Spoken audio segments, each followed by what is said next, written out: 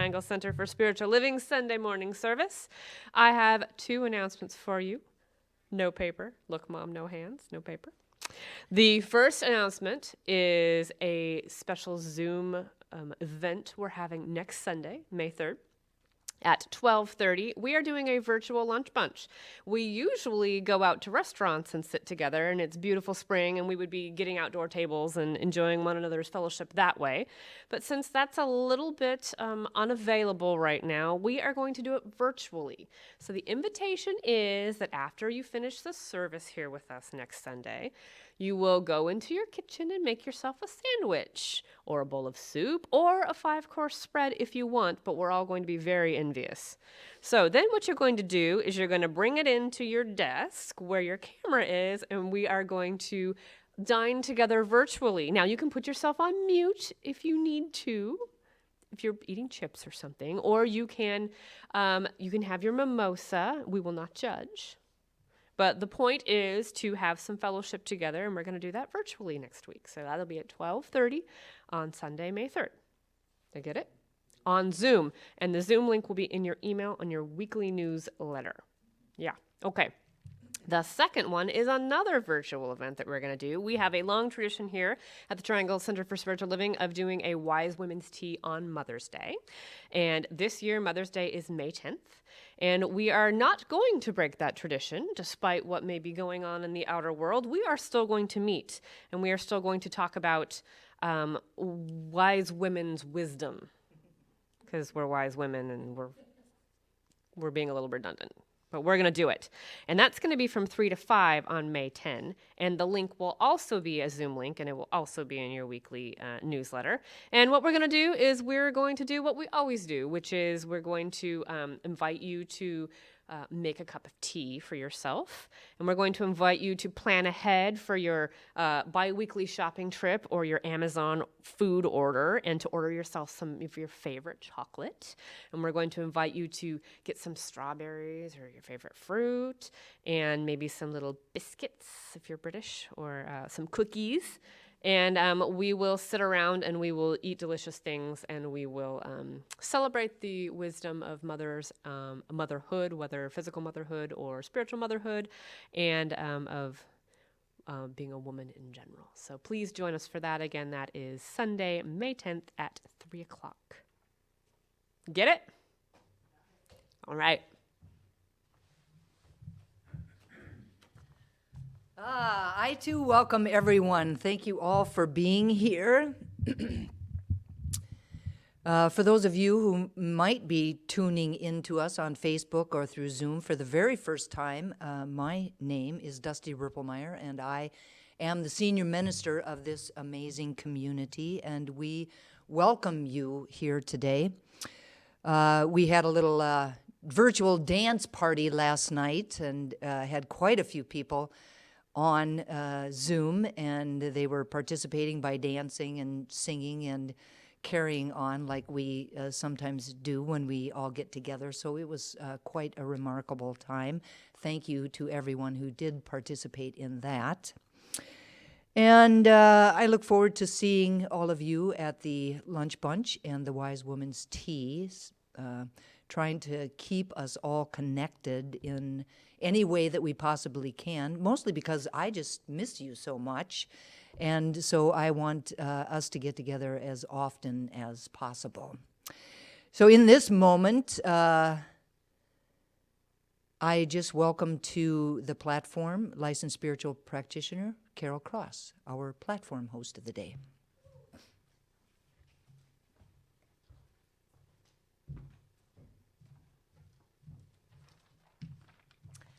Hello, everyone. So glad that you can join us this morning. All right, our theme for 2020 is 2020 Spiritual Vision. Our April theme is Bright Beginnings, and Reverend Dusty's talk today is Fire in the Belly. So I know we all are going to really enjoy hearing that. All right, I am now going to read this community's purpose statement. This is our reason for being here. Our purpose is to inspire, educate, and empower individuals to experience themselves as unique and individualized expressions of God, the love intelligence that governs the universe. We are committed to not merely a theoretical understanding of our oneness and unity with God, but to consciously practice this truth in our everyday lives. Through celebration, service, study, and fellowship, we are committed to the transformation of our personal lives and to being a powerful and beneficial presence on the planet. With the energy of unconditional love, simply, we are here for God.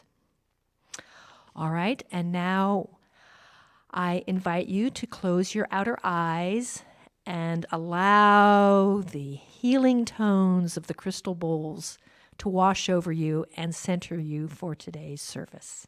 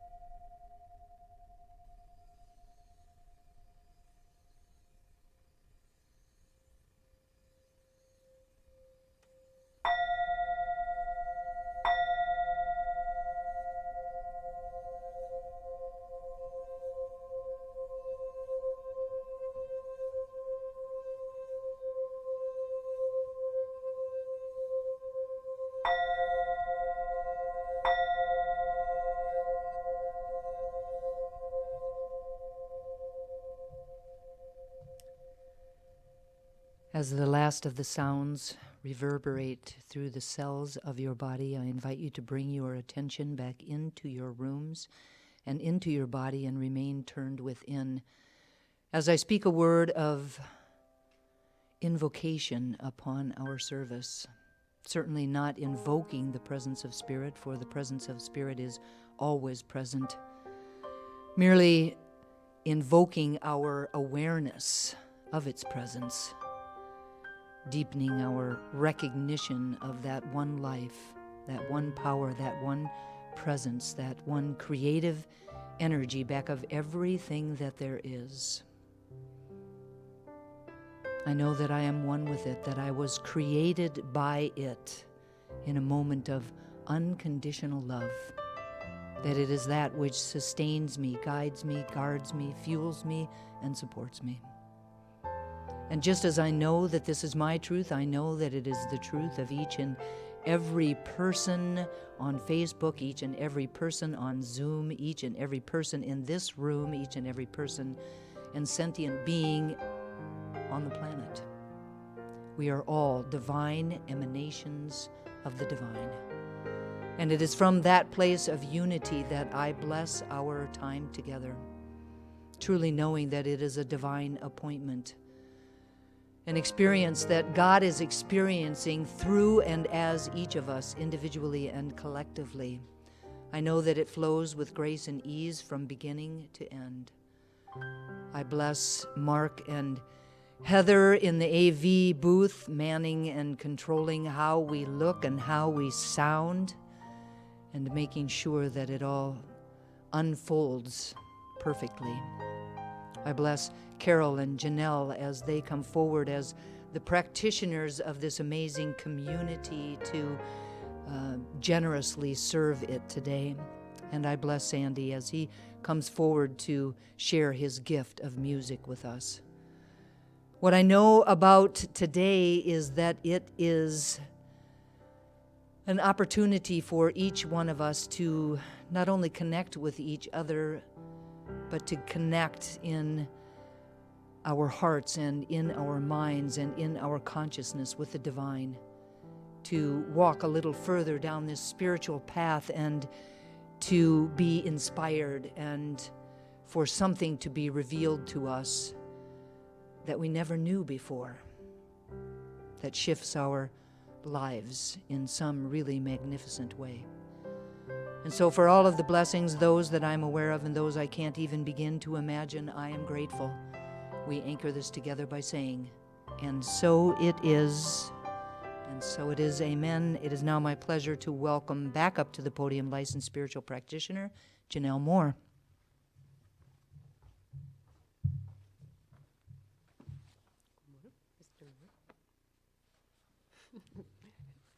Good morning again. As is our tradition, we do a blessing of all faiths every Sunday. So again, these familiar words. As you hear these familiar words, pick one today. Pick one today and think about how it could enrich your life right now if you focused on the principle that is described by the tradition in this ritual. The Triangle Center for Spiritual Living honors the diversity and threads of truth that run through all spiritual paths, as represented by this ceremony. Christianity is the path of the Christ consciousness, love, and forgiveness. Buddhism is the path of compassion and understanding. Judaism is the ethical path of living by sacred law. Baha'i is the path of unity and peace. Islam is the path of submission to the will of God, one's highest calling. Confucianism is the path of deliberate tradition. Taoism is the natural way, the path of ultimate reality. Native American practice and shamanic traditions are the paths of primal spirituality. Shintoism is the path of tribal ancestry. Hinduism is the path of knowledge, action, and devotion. The science of mind and spirit is the path of the divine principles of love with law. And the heart represents that one heart, that one love that resides at the center of all people and all beings everywhere, with absolutely no exceptions. May peace prevail on earth through the followers of all paths. And so it is. And so it is. Thank you, Sandy. The readings for today are from Simon Sinek and Ferdinand Folk. Simon Sinek says, "What good is having a belly if there's no fire in it? Wake up, drink your passion, light a match, and get to work." And Ferdinand Folk says, "The most powerful weapon on earth is the human soul on fire." Now, if you would turn within with me for another moment, as we simply sink back into that deep, sweet spot, that spot where God is in the center of each of us. As I speak a word of blessing on Reverend Dusty and on Sandy Hemingway today, I know that there is only one power and presence, and that it is both Sandy and Reverend Dusty today. And so I speak a word of blessing on Reverend Dusty, knowing that she sets aside her human self for the time during she gives her talk to allow Spirit to flow and inspire her, to move through her, to speak through her, so that we may each grow and evolve from something that comes through Spirit today, that comes through Dusty today, from Spirit. I know that she does this with ease and grace and as a joyful conduit. And I speak a word of blessing on Sandy today, knowing that he too allows Spirit to use his hands and his beautiful voice and his lyrics and his selection of music today to also inspire us, to move our hearts, to move our bodies, to allow our spirits to dance. For both of them, I am grateful. And so it is. Now I would like to introduce Mr. Sandy Hemingway to inspire our music today.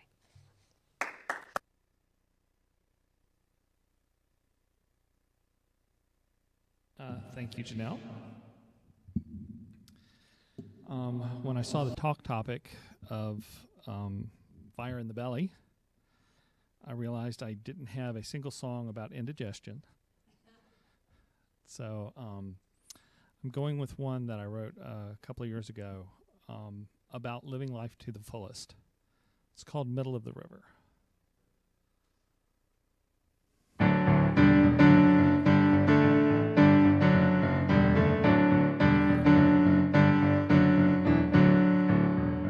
There is a river of light. It looks so inviting. And this river of light can seem so exciting. But it's so scary, so wild and so vast. People call it the river of life, and it runs out fast. Middle of the river is where I want to go. Dive inside my life and let the love light flow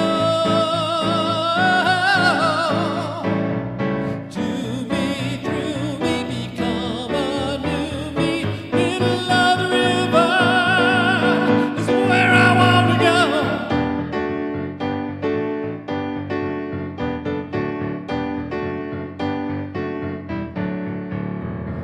Some people, they just wash on the shore, fearing surprise, wondering why life hasn't given them more. Some people just stick their big toe in. They quake and they shiver, testing the river again and again and again. Middle of the river is where I want to go. Dive inside my life and let the love light flow to me, through me, become a new me. Middle of the river is where I want to go.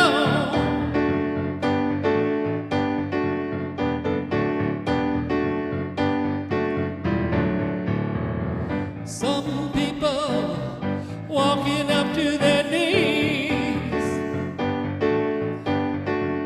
they won't go too far, content where they are, but never willing to be free. Some people wading up to their waist, oh yeah. It's great to be there, they don't dare to ever really deepen their faith. Middle of the river is where I want to go. Dive inside my life and let the love light flow to me, through me, become a new me. Middle of the river is where I want to go.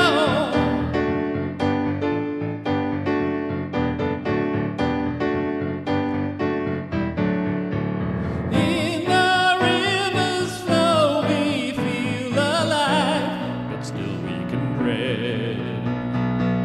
If we are to grow, then we must dive in over our head. Middle of the river is where I want to go. Dive inside my life and let the love light flow to me, through me, become a new me. Middle of the river is where I want to go. It's where I want to go. It's where I want to go. Where I want to go. Woo!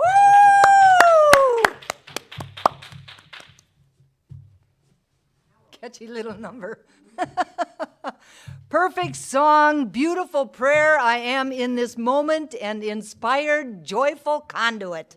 Woo! Excellent. It's a good day.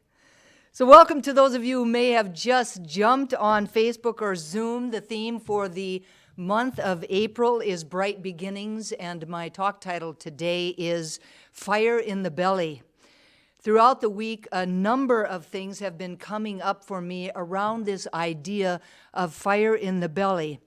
Since my invitation to all of us has always been to always listen to that which is seeking to be expressed, I chose to talk about all of them. So today, we're talking about the fire in the belly as our divine purpose, the fire in the belly as the passion of the activist and the devotion of the mystic, and sacrifice as the key to social transformation.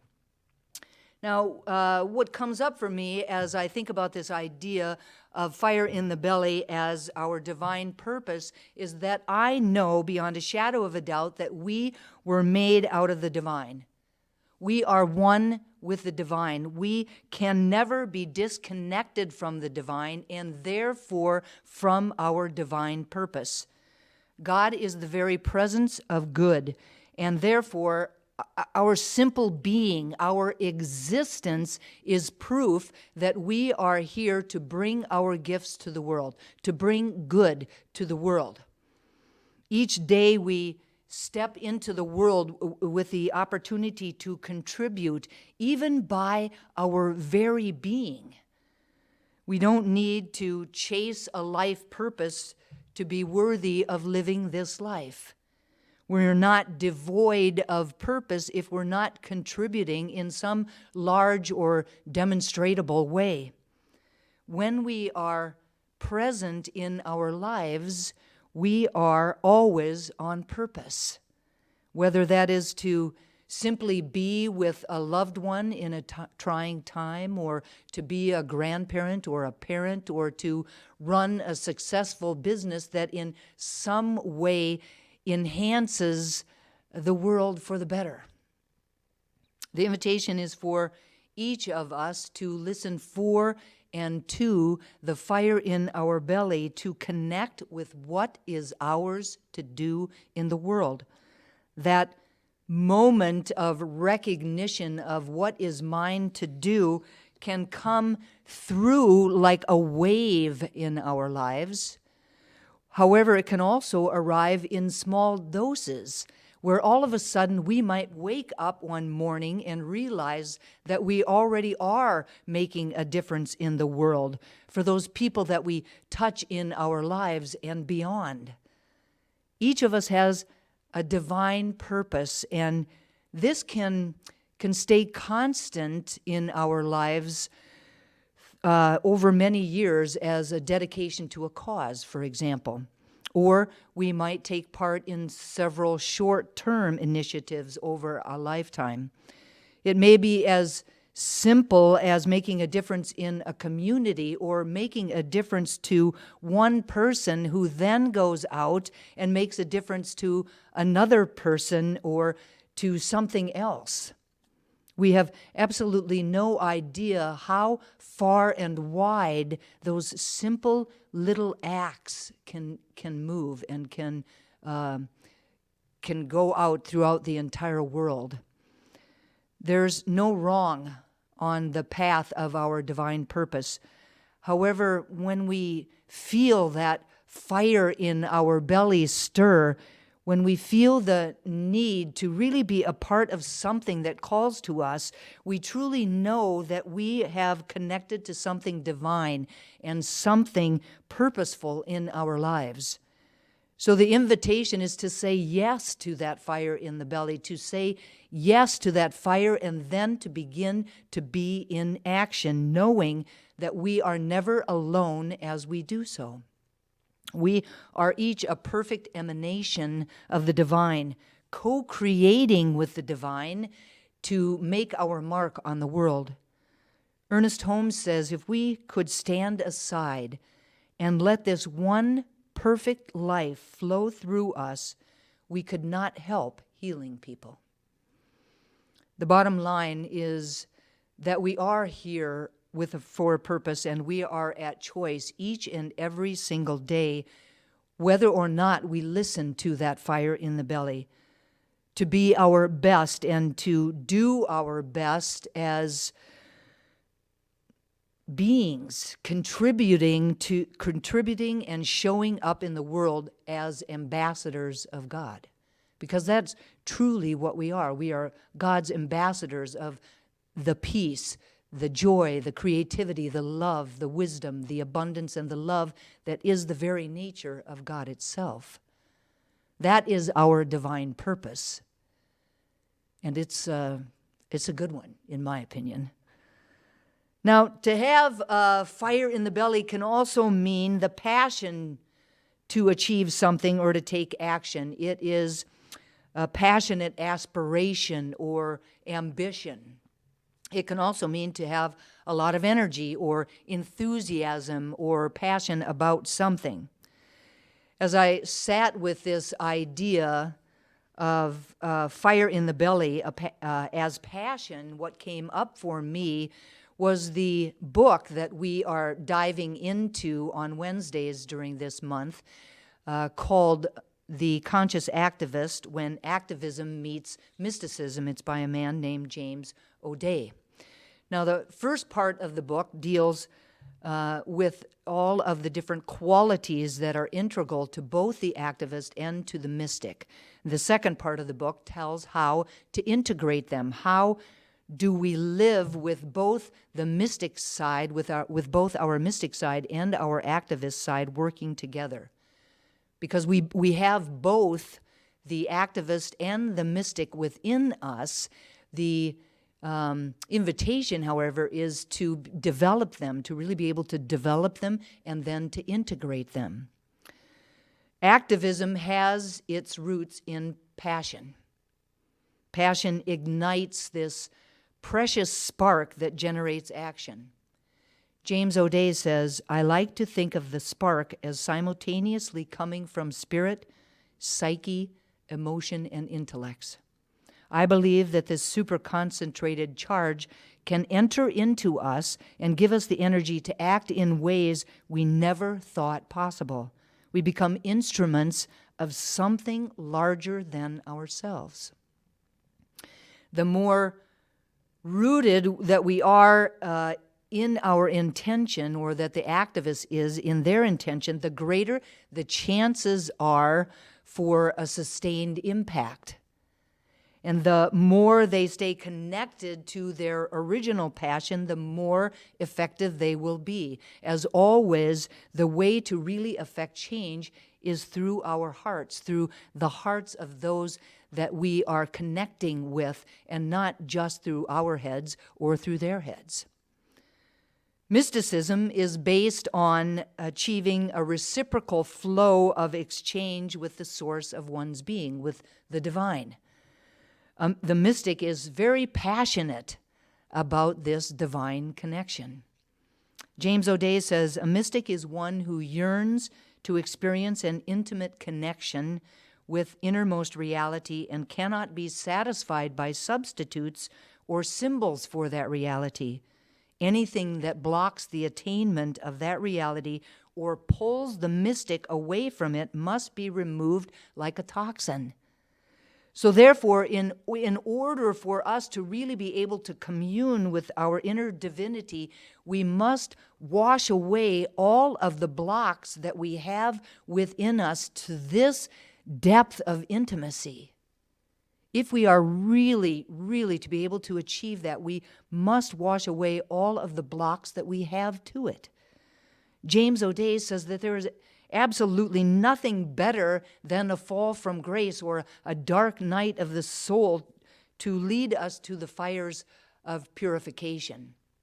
Sometimes it is in those moments when we can't even imagine ourselves being able to move through them that we actually open up and allow ourselves to really connect with our highest self, with the divinity within us. Now, the mystical path requires us to move from a reliance on external guidance to relying on internal guidance.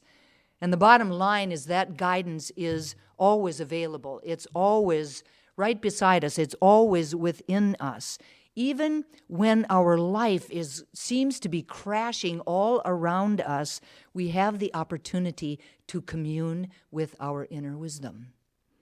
Real, true, lasting personal and social transformation happens when these two are blended, the vision and passion of the activist and the devotion and spiritual understanding of the mystic. Gandhi had this passion combined with the heart of a mystic. He was willing to sacrifice not only his health, but also his freedom and even his life in service to his country.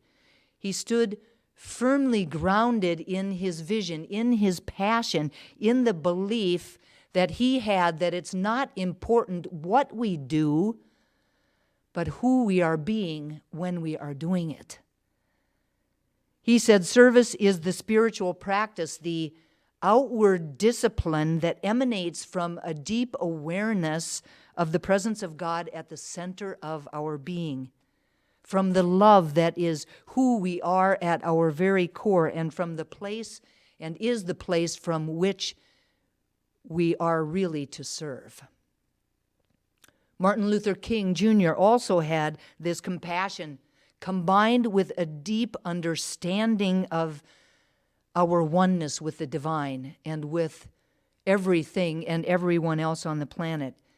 In one of the most inspired speeches of an inspired lifetime, Reverend King told his listeners that he had a dream of a society in which people would be judged by their character rather than by the color of their skin. Nelson Mandela had a passion for the right to live. He cherished the idea of a democratic and free society in which all persons could live together in harmony and with equal opportunity. For a moment in time, he kind of toyed with the idea of a violent revolution, but in the end, he remained true to himself and became one of the most prominent non-violent leaders of all time. Now, these men had passion, a passion that would not let them alone. Each one of them called something into being by being singularly focused and singularly minded and deeply connected to their passion as they made it demonstrate in their lives. While these are large and dramatic examples, there are so many different ways to really change the world, different ways that are big or small. Each of them begins with a feeling, with a vision, a desire, an inner urge that is seeking to be expressed. Each one of them begins with imagination, with inspiration, with conscious intention and focused attention. Each one of them begins with passion and a fire in the belly. Now, lastly, I want to talk about this idea of sacrifice. One of the chapters in James O'Day's book is called Sacrifice, Getting to the Heart of Mysticism and Activism. As the name implies, it's all about sacrifice, which James O'Day calls the sacrificial process. He believes that it is necessary in both the work of the mystic and of the activist. He says, whatever you devote yourself to, whether it's political or domestic, a cause or a person, your devotion will require sacrifice.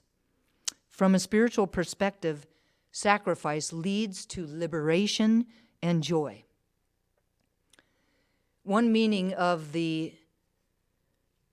sacrifice is to give up something that we hold to be valuable to ourselves in order to assist another person or a group of people. As a backdrop to the chapter, James O'Day talks about Gandhi. Now, the political activism of Gandhi exemplifies this relationship between political protest against oppression and injustice and the voluntary acceptance of suffering as a form of self-sacrifice for a wider good. For Gandhi, sacrifice was the key to social transformation. He believed that if you take the lash, if you deny yourself benefit, if you're even willing to go to prison, then you deprive the oppressor of what they're thinking is their moral superiority, and you make their injustices actually more visible. He says sacrifice means exerting oneself for the benefit of others. In a word, it means service. Now, many spiritual traditions have sacrificial elements in their practices, such as solitary contemplation, fasting practices, living a life that is very simple with no excesses, shedding, whatever one. You could do whatever you want to. Shedding material things and other forms of abstinence. Now, in our everyday lives, we see people making sacrifices for each other in the context of sharing or parenting or friendship or partnering or in intimate relationships. Today, I am especially aware of all of the doctors, nurses, truck drivers, delivery drivers, warehouse workers, construction workers, sanitation workers, grocery associates, grocers, utility workers, bankers, and hundreds of others who are making sacrifices for all of us around the world. James O'Day says some of the greatest expressions of heroism and love throughout history come from the sacrifices made on behalf of others. The bottom line, according to James O'Day, is that love cannot thrive and life cannot flourish without sacrifice. He also talks about the unfolding of our inner spiritual development. He calls this a sacrificial process, and it often is initiated by a dark night of the soul. Basically, what is happening is that we are sacrificing our lower self, our self with a capital, with a small s, for a higher purpose, for a greater good. Like the caterpillar who decomposes into a mess of goo before it reorganizes itself into a beautiful butterfly, we are encouraged to allow our inner truth, that truth with a capital T, to burn away the fog and confusion of the false truths that we have bought into throughout all of our lives. Our spiritual journey asks us to keep moving, to let go of some of those things and to keep moving back to source. Suffering and pain and the dark night of the soul is often the initiation of that journey, but it is certainly not the demonstration. At the heart of sacrifice is the invitation to feel the full force of the suffering, the full force of the pain, the full force of the dark night, but not to become attached to it. The invitation is to sacrifice any attachment we have to suffering. When we do so, we will find ourselves on higher ground. There are many opportunities to sacrifice for others. We're seeing it now all around the world. We experience it in our families. But it's not just in acts, because what we can also do, and what's easy, well, maybe not so easy to do, is to really do the internal work to fast from our obsessively fear-based, negative, and self-oriented thinking. That the ceaseless yammering, you know what I'm talking about, that ceaseless yammering of our smaller thoughts, our negative words and affirmations, and the deeds that are undertaken from a place of fear or doubt or worry, those are the things that have to be sacrificed in order for us to grow spiritually. Now, last Thursday marked the beginning of Ramadan for those in the Islamic faith. Now, this means that they will be fasting from sunrise to sundown every day for an entire month. This time of fasting is one of the 5 pillars of Islam. This time of fasting extends beyond food to water, cigarettes, sex, gambling, gossiping, and judging others, and more. Now, Muslims believe that the absence of these activities creates a purification in the body, a fire in the belly that allows them to truly be able to see what they need to see around them, unencumbered by all of these distractions. The commitment to their faith through extended spiritual practice during this time, also another thing that they do. So the commitment to their faith through their extended spiritual practices during this time, coupled with the purification of the body and the mind through fasting, provides the clarity for a person to see what is mine to do. You see why I couldn't just let any of this go. It all came back to what is mine to do. It is all intermingled and intertwined.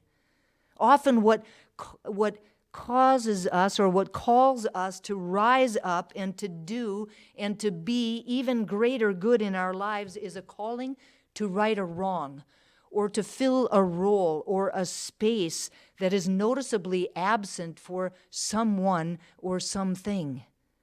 This recognition creates a fire in the belly, a desire to remedy, a desire to contribute, a desire to be part of the good, a desire to be part of the solution for an issue that is occurring around us right now.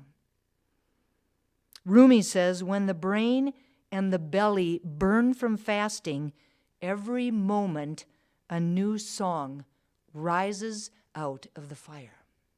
I love that image. The activist is committed to seeing changes in the world, while the mystic is committed to inner changes. But both are important, and we really can't have one without the other. Both the mystic and the activist discover who they really are when they sacrifice old ways of being, when they sacrifice old ways of doing business for the new life that they seek to experience in themselves and in the world. I feel like we are right now experiencing a dark night of the soul, opportunity to step powerfully into the sacrificial process. We are here by divine appointment. All of us has been appointed to be here right now, in this moment, in this experience. Who we are, how we behave, and how we respond matters. We have been called into a cocoon. Life looked one way before this moment, filled with divisions, divisiveness, disharmony, and all kinds of isms. What do we want it to look like after this moment, and who do we have to be in the matter? We are now in the space between the crucifixion and the resurrection, between what was and what is becoming. The underlying truth is that living organisms evolve through chaos and time in crisis. All of us and our world are living organisms.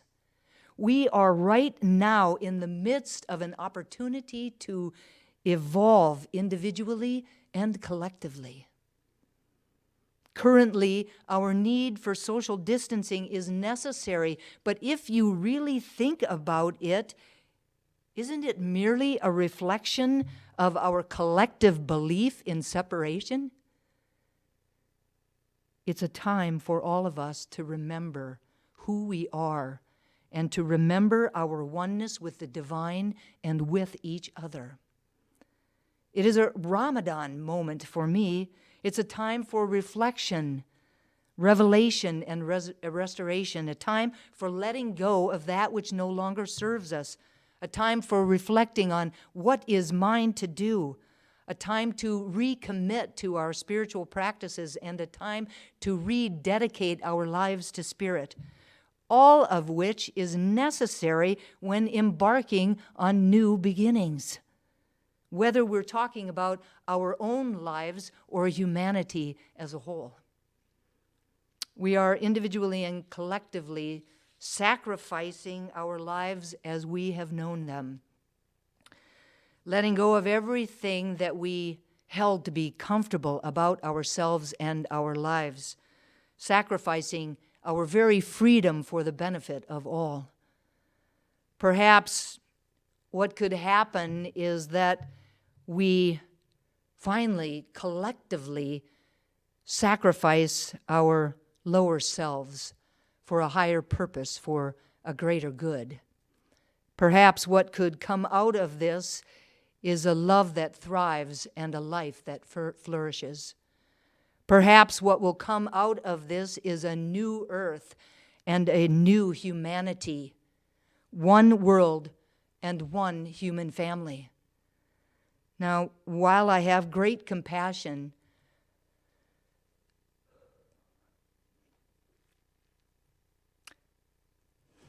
for all of the suffering that is happening in the world today, I am also so very grateful for the possibilities that are also very present. And so it is. So I invite everyone to turn within.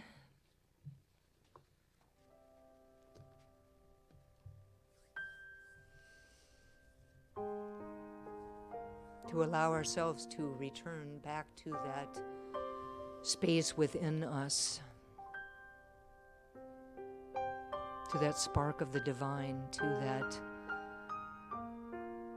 core of love that is the truth of who and what we are. It feels so good to be turning towards this, to allow my awareness of it to expand, to fill every cell of my body and to spill out into this room. I know that I am one with it, that I can never be separated from it, that this golden thread of God stuff weaves itself throughout all of life. And so what I know is that everyone and everything is part of it, that it lives within us and we live within it. And it is from that place of unity that I speak a word of prayer for all of us, individually and collectively, as the Triangle Center for Spiritual Living and as the entire world. I know beyond a shadow of a doubt that we are spiritual beings having a human incarnation, that who we are is the very presence of love itself, that we have within us this spark of the divine, that we arrived on the planet with a purpose, with a fire in our belly, something that is ours uniquely to bring to the world, that without it, the world cannot experience it, for it is uniquely ours. And so I claim ease and grace around powerfully stepping into that, around becoming aware of what that is for us, around not demanding that it be something grandiose and big, but recognizing that it can be just as important, just as significant if it is small.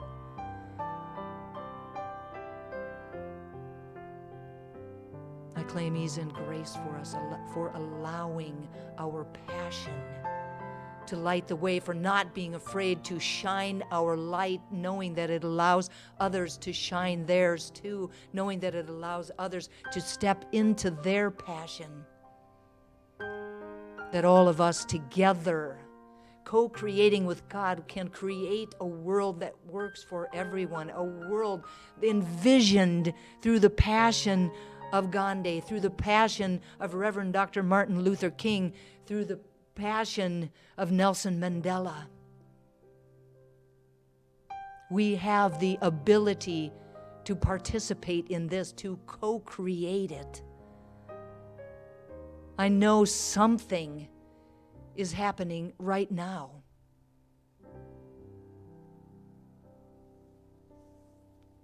That all of our sacrifices, those that have sacrificed their lives, those that have sacrificed time with their families, those that have sacrificed their health, those that have sacrificed their safety and security, means something. It is purifying and allowing for a fire to burn away anything that is unlike the world that we wish to live in. And I'm so grateful to know this truth and to speak these words. So grateful for the power of prayer, knowing that these words are loosed into a law that only ever says yes. And so I release them into that law with gratitude and love and full expectation of this prayer's manifestation, letting go and letting God be God. And I invite each of us to anchor this prayer for ourselves, for each other, for our community, and for the entire world, simply by saying, "And so it is, and so it is, amen." It is now time for our conscious giving. And so I just invite everyone to take a deep breath and to allow gratitude for just how abundant we truly are to bubble up within us. And to know that as we are willing to share of some of that gratitude, that we allow this community to continue to thrive, to continue to do the work that we are doing in the world, that we add to the idea or the energy of sufficiency on the planet, and that we bring more abundance into our life through the reciprocal process, knowing that giving and receiving are one and the same. Please repeat after me. I am grateful for all that I receive, and I am grateful for all that I may give. And so it is. So on the screen is that text to tithe number, and you can do that on your phones, or you can also go to our website up in the right-hand corner of the first page, the main screen. You can tell how really technical I am. That first page that comes up in the right-hand corner, there's a little give button. If you push on that, you will also be able to tithe to our community. So I'm grateful for you and for all that we are for each other. In this moment, I would love to welcome the awesome Sandy Hemingway back to his piano and our stage. So, with so much going on in the world that is easy to view as negative and feel bad about, and it's definitely something to be concerned with. I am really grateful for all of the videos and sharings of all of the good things there. The people playing with their kids and making funny videos and the camaraderie. And so this is a song about joy. And if you want to live in a joyous world, it starts with feeling joy in your heart. The song's called I Can't Keep My Feet on the Ground.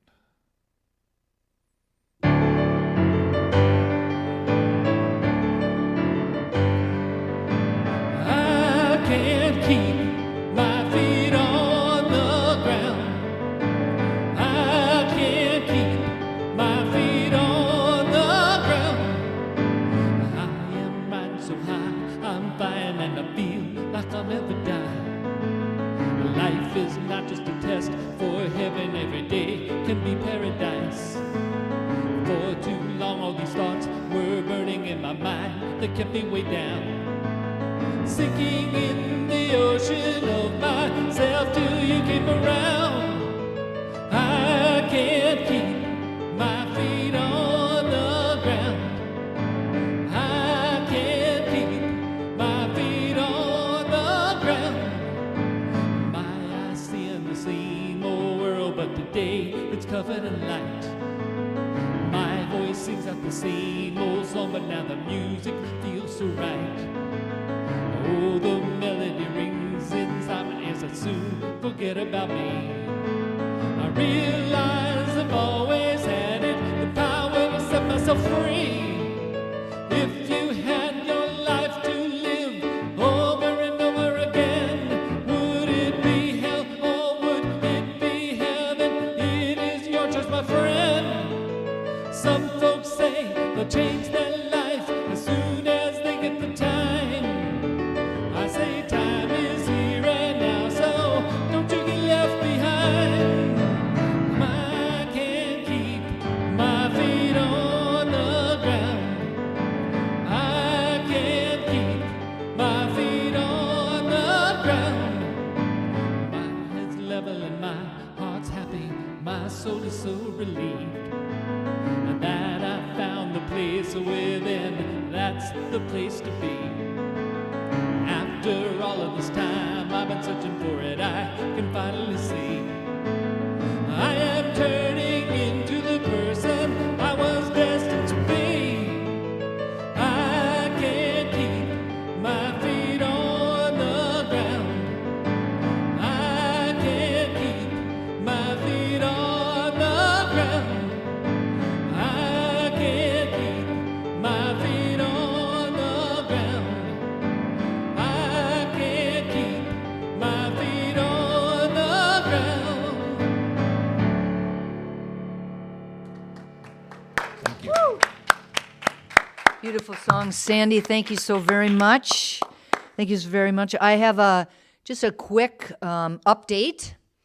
So, as you know, we have been working on, I guess you could call it strategic planning, right? We met, we came up with a number of things that the community really wanted to call into being about our community, about our center over the next year, the next 3 years, and the next 5 years. So we came up with 3 major themes: growth and expansion, pastoral care, and the music ministry. I just want to let you know that we are continuing to work on that each of those 3 teams has met over the last couple of weeks, and we are taking the what, which all of you came up with, and working on the how. I wanted to come forward because as a team lead of the music ministry, what we found out with just this small group of people was that we had hidden talent, even just in that small group. People that were maybe shy or hiding their musical abilities, whether that was to sing or to play a musical instrument. And it was a little bit of a revelation to us. And so what I am here right now doing is to invite anyone that has any musical talent, whether that is to sing or to play an instrument, to please get in touch with me. If you would like to participate in this music ministry, whether it's singing on Sunday or playing in a band, if we were to be able to get one together, whatever that looks like, please, please, please get in touch with me, because I have to believe that in that very small group, there were 2 or 3 people that if we look at our entire community, there has to be even more. And I would love for everyone to have an opportunity to share those gifts if they would like to. So please, once again, get a hold of me if you're interested in that. And in this moment, I just invite Janelle back up. She'll do the affirmations and a prayer. And what I would love for you to do is to stay on after the benediction, because there's a lovely video that we're going to play.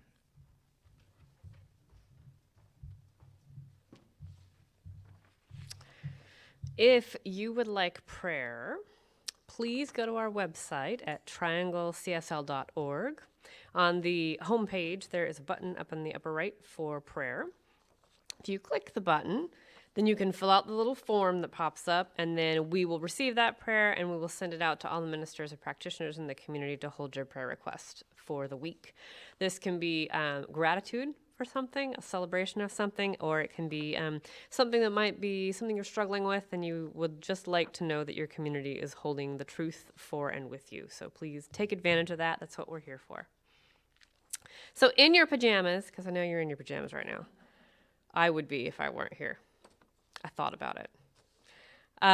Would you please stand or sit up straight if you prefer, like you mean it. For our April affirmation, we're going to say that for the last time. So it's call and response, so you can repeat after me, please. I am breaking out of my shell, my comfort zone, and old ways of being. I am breaking out of my shell, my comfort zone, and my old ways of being. I am open to great changes in my life. I am open to great changes in my life.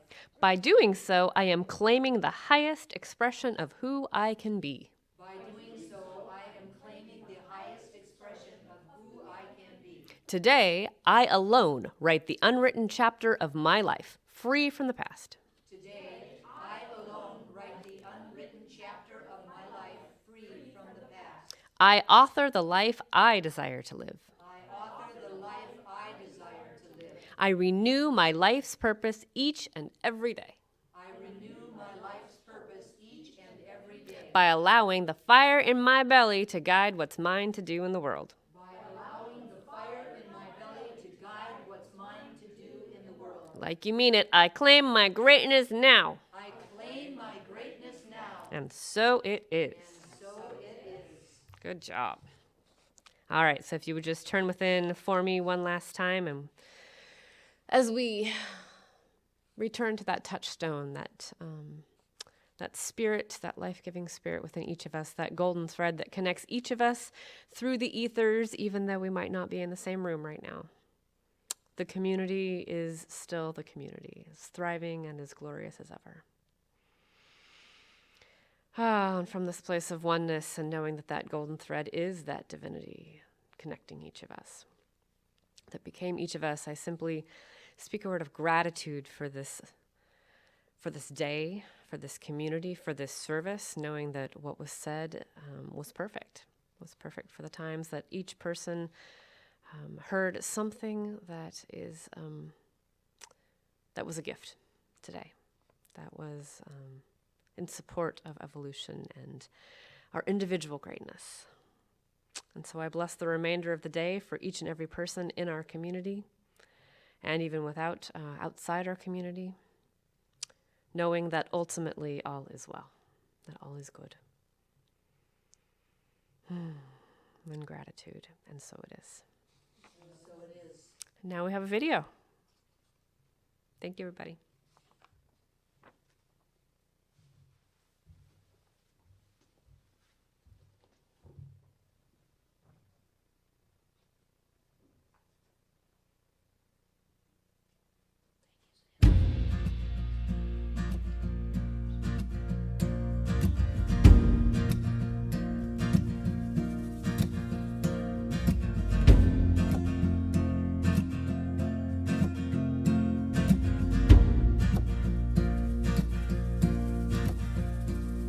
Our Father who art in heaven, hallowed be thy name. Thy kingdom come, thy will be done on earth as it is in heaven. Give us this day our daily bread, and forgive us our trespasses, as we forgive those who trespass against us. Lead us not into temptation, but deliver us from our fear. For thine is the kingdom, the power, the glory, forever and ever. Amen.